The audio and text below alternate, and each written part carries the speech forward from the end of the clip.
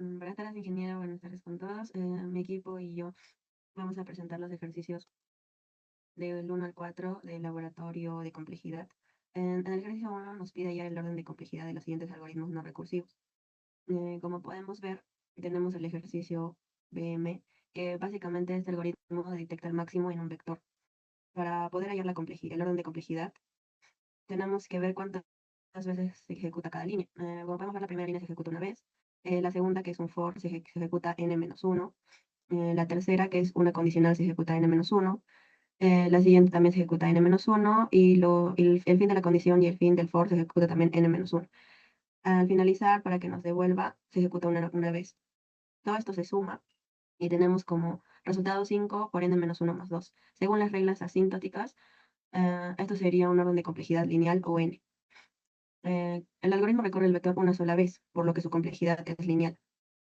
Mm, este algoritmo se utiliza básicamente en lo que las aplicaciones reales, en lo que es la detección de elementos repetidos en listas, análisis de datos duplicados, comparación de secuencias y en IoT en detectar valores iguales en sensores múltiples. Continuando con el segundo ejercicio, tenemos el ejercicio contigo. Este ejercicio nos va a explicar el conteo de iguales y para hallar su complejidad tenemos que hallar cuántas veces se ejecuta cada línea. La primera línea, que es el conteo, se ejecuta una vez. Luego el para, que va desde 0, se ejecuta n veces. Luego el siguiente for se ejecuta n al cuadrado veces.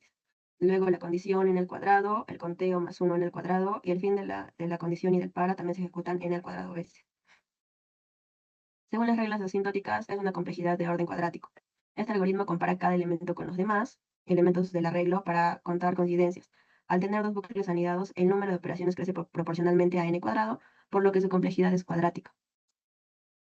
Eh, Esto se utiliza en lo que es la aplicación real en detecciones de elementos repetidos en listas, en IoT para los sensores para detectar lo que es los valores múltiples, entre otros. Continuando con el ejercicio 3, mi compañera. Buenas tardes, ingeniera. Bueno, como lo mencionó, en el ejercicio 3 lo que nos dice el enunciado es que dado un arreglo, tenemos que encontrar el número más frecuente usando un diccionario y este tiene un arreglo de números enteros que pueden contener valores repetidos y se requiere diseñar un algoritmo que nos permite identificar el valor que aparece con mayor frecuencia dentro del arreglo. Eh, bueno, el reto en sí es que tenemos que identificar, como dice, ¿no? Es el número más frecuente y dentro de un arreglo de números enteros que puede contener valores repetidos. Bueno, para resolverlo, hemos utilizado como base teórica las tablas hash, o bueno, los diccionarios, implementadas en Java mediante la clase HashMap. Y esta estructura es ideal porque nos va a permitir almacenar la información en pares de llave.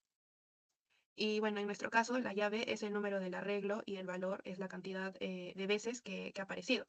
Y lo importante es que el acceso y la actualización en un hashmap ocurre en tiempo constante. Lo que nos hace que nuestro algoritmo sea más rápido.